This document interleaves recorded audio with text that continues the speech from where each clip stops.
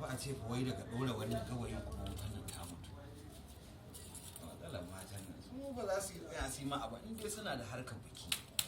Layi shi kenan sai dai su kyale kada. Wutan ba ta. Assalamu alaikum. Alaikum salam. Mata? Lafiya? Lafiya tsaron.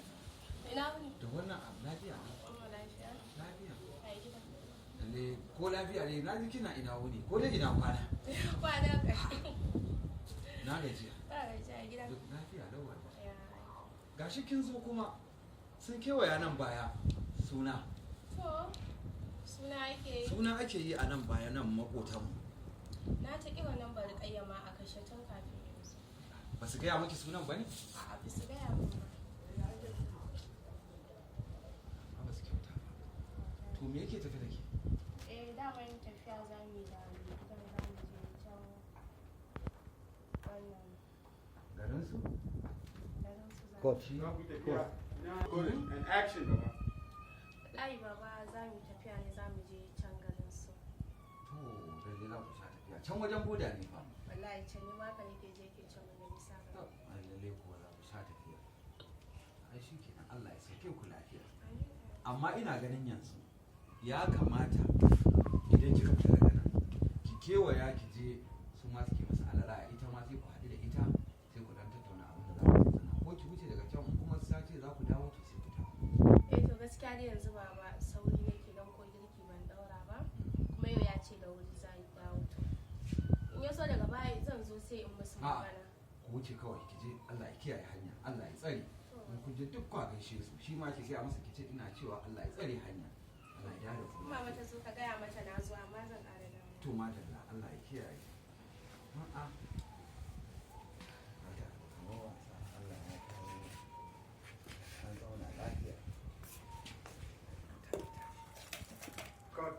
Ka sa bane. Shigo yin haka. Ai wutar nan na can ta mutu. Mata in dai aka ce akwai wutan nan ko mutuwa ta yi yanzu kaga irin in dai mata in aka ce akwai biki sabgar su taka ba komai ba ce wallahi daga yi ta riga sun abin nan wutan na dan tura mata da abin. Assalamu alaikum. Alaikum salam. A'a Fati lafiya Lafiya ƙwarai.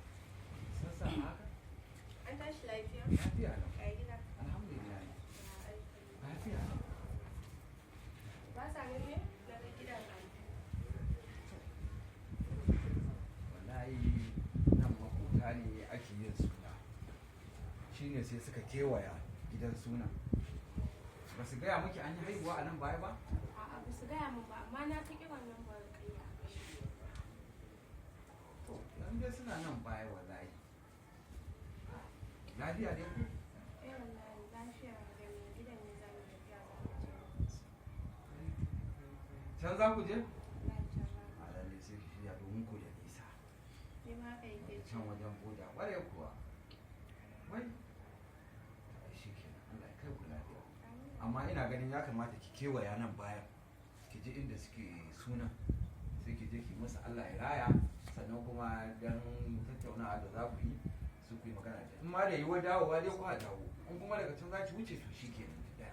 To gaskiya dai baba sai dai daga baya in ji da yake zan dawo in yi wa sallama saboda yanzu koi girki ban daura ba kuma ya ce da wuri zai dawo. To ai shi kenan babu kuma shi kenan. Ai dai na da. To Allah ya kiyaye hanya. To baba ya ce a gaishe ka. A to ina ansawa a gaishe su gaba ɗaya ki ce shi ma kuma ina masa Allah ya kiyaye hanya. To sai mu. To madalla.